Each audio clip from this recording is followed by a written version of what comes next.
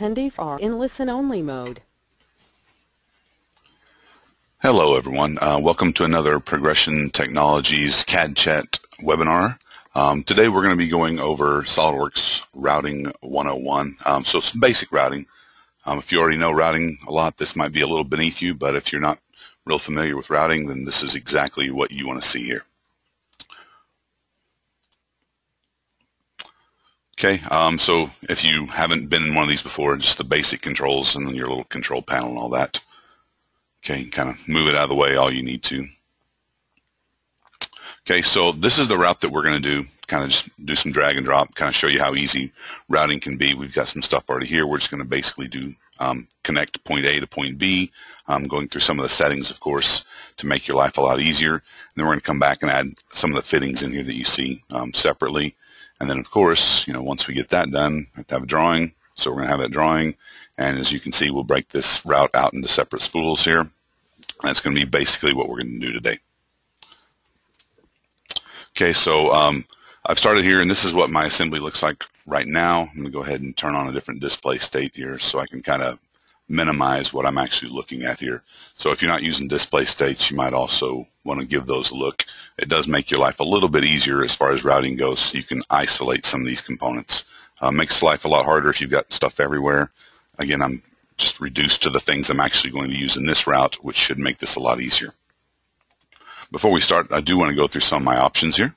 Right, so I do have my add-in, if you don't know where that's at, right? Add-ins, make sure that you do have your routing turned on so that we can actually see some of these things here. So routing, right?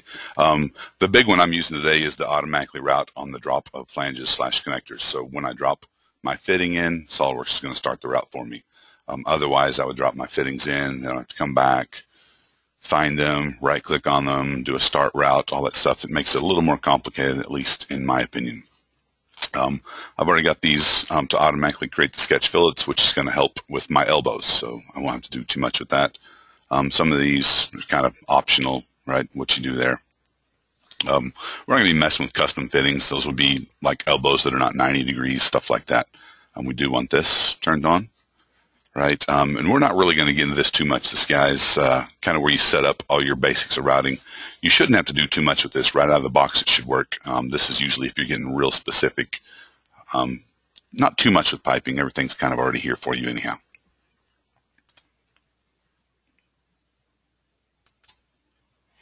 Okay, so I'm going to start my route. Like I said, I'm just going to drag and drop a flange in here. So let me find over here in my design library. I just kind of dig through there, find my routing, and we're going to be using piping today. And underneath piping, I'm going to find my flange. And we're just going to do a little drag and drop. Like I said, it should be pretty straightforward here. Now, because this tank was already sized to the correct sizing here, in other words, that flange is the same size and shape, all that good stuff as this flange. SolidWorks recognizes that and says, oh, you must want this. So it knows I want this 2-inch, right? You can see here, I don't have to see all that stuff. I'm just going to go with the 150 class here. And again, because my option was turned on to automatically start this route, I've got it here. As long as I already have a template set up and all that stuff, there's not a lot to this. I don't need to switch configurations for different pipe thicknesses and all that. So I'm just going to check mark to start my route. Right, I didn't rename it or anything like that. You can always come back later and do that. Now I'm going to go to where my end of my route is here. Just drop another flange over here. Again, same dialog box. Again, keep with my 150.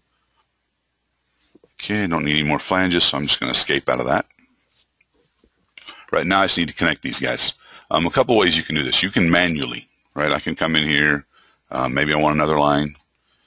This takes a little bit of getting used to if you're not used to using 3D sketches, right? So I'm using the along X, and if you can kind of look down here, you can see the X is pointing in this direction here. So I've tied that to the X. You drag this guy out a little closer. And once I get him fairly close, I'll just merge those 2 points.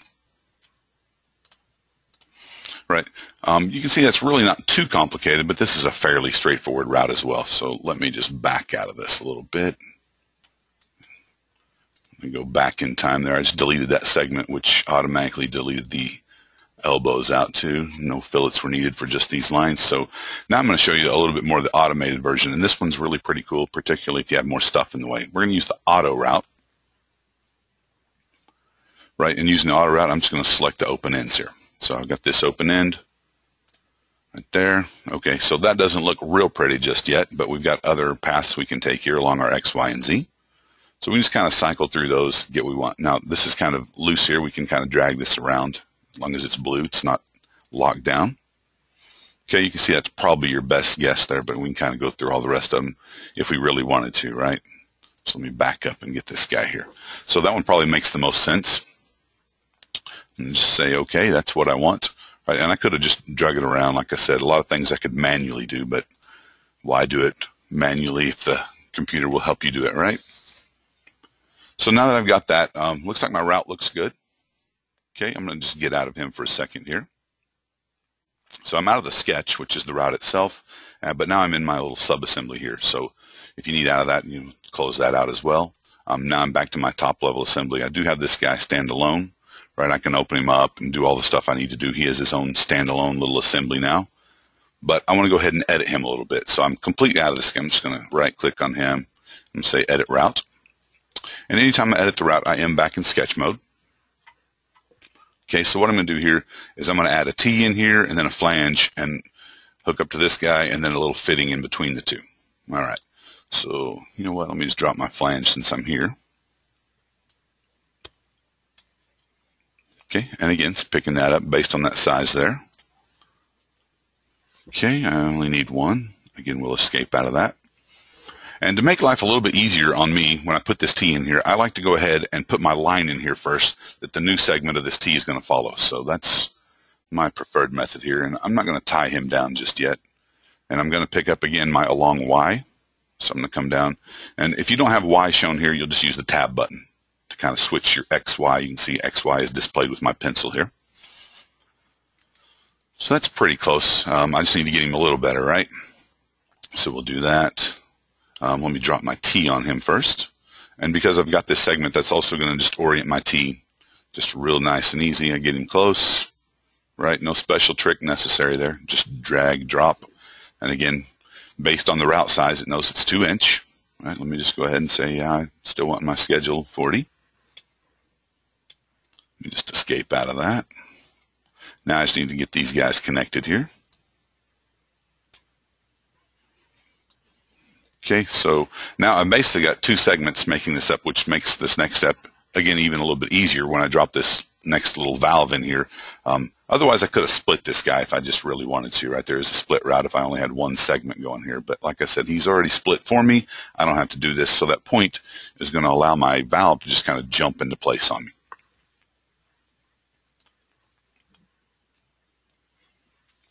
Okay, so now I just have to find the valve that I want. I'm just going to use this gate valve that does have flanges on it, right? So when I drop it in, you're going to see it brings flanges along with this guy. So let me just bring him in, do a little drag and drop. Right, I just have to pick again the class I want. Bang, bang. Right. You can actually kind of get into this if you need to rotate it. When I first put it in, the shift and the arrow keys would let me rotate it. I've got mine set up as a standard 15 degrees. You can actually get into where you right click and you can rotate this guy using the triad as well. So if you really need to rotate that, you do have options as far as that goes as well. Okay, so within a matter of minutes, I've come in, dropped a couple of flanges, used my auto route to kind of connect the dots here.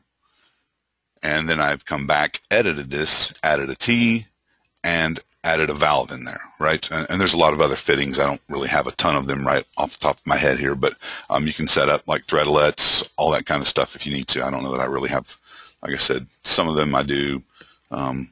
Those guys there would just kind of drag and drop on your pipe. So there's a lot of stuff. If you're doing piping, this should be pretty easy for you. Okay, so looks like I'm good there. My route still looks fine. Let me go ahead and hide the sketches here. And I'm probably going to turn off those routing points too. We're not doing a lot of manual stuff with those. Okay, so there my assembly looks pretty good. Again, what I want to do now though is I want to break this guy down into spools, right? I have to ship it and all that good stuff. Now, to make this a little cleaner, if you really needed to break this down further, you'd probably want to put a couple of flanges in here so you can have smaller segments. But I'm going to have a much larger segment here. And again, I just didn't put extra flanges in there. Okay, so let me just go ahead and do my define spool. Now this button's not here by default. I don't know if you guys are using this or not, right? Using that, just drag it and drop it over. Makes life a lot easier for you. So let me do my define spools. I'm going to tack this down because I've got 3 of them to do. And my first one, I'll just click this segment. Now you can see, again, because I don't have any fittings, really, it doesn't count the elbows. I don't have like a flange or anything to stop it. It goes until it gets to the T. So that's going to be one spool. Okay, so, and you can see it's adding the fittings that are attached. Let me check mark him once. Mute the other end. Check mark him as well. And again, this is staying open because I tacked that down. If I didn't, it would have closed every time. And then number 3 here, right? I want both those guys.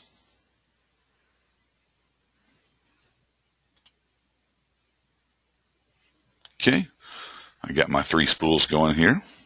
Where'd those go? Well, if you just look in your route here, my little sub-assembly here, you can see I've got spool 1, spool 2, and then spool 3, just like I just told it to be, right? So again, I kind of break down my sub-assembly into separate little spools here to make life a little bit easier as far as shipping or maybe just even a construction issue, however that really is for you guys. Okay, so let me get out of that. Let me go ahead. I'm just going to leave him with this weird little name here.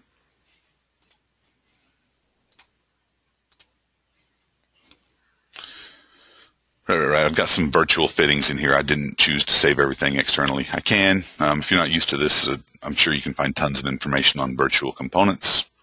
Just means they're literally saved inside the assembly, not outside where you can find them via Windows Explorer and whatnot. Okay, so now that I've got that all saved, let's open this guy in his own window. Yeah, love to rebuild, right? Okay, so there's that guy. We just looked at him right in the context of the other assembly, but now he's his own. Let's make a drawing of that.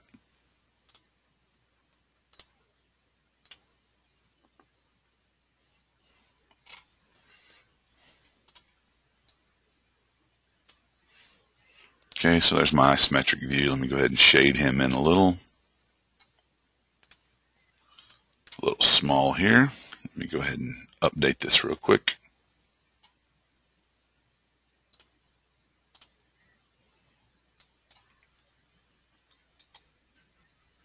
That's a little better.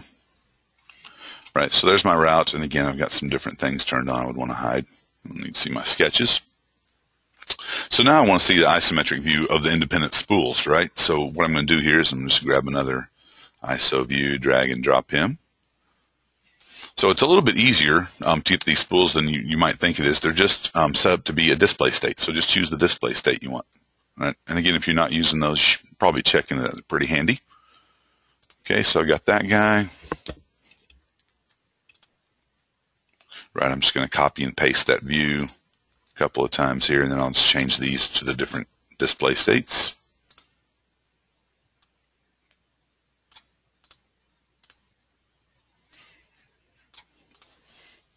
Okay, and then all I would need to do is use this view here, insert a bomb, all my piping stuff like links and all that good stuff. It would give me my flanges, my overall pipes, all that good stuff.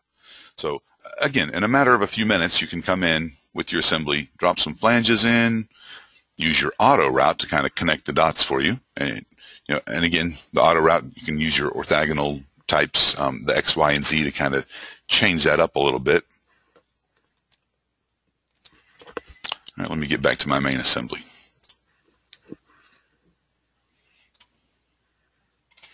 Right, and again, I did use display states, right? And again, I'm just right-clicking on this little guy here to kind of cycle between them. If you need a display state, they're hiding underneath where your configurations normally are. Right, I can double-click from there, or like I said, you can use the shortcut by right-clicking on this guy to change between the two. I only have 2 right now, right? And so I could, real easy, I could come in, make all the rest of these routes, and throw a couple more in here just for grins, just because it's easy.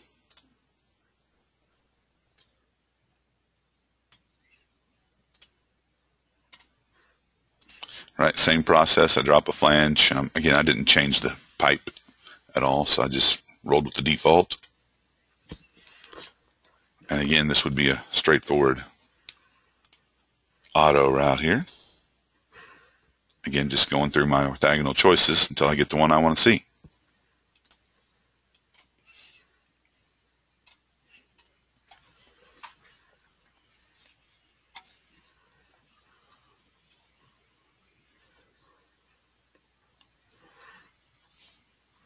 All right, guys, I think I'm about done with my presentation, so if you've got any questions, I'll go ahead and take them now. I don't see any just yet, so if you've asked one, I just have not seen it as of yet.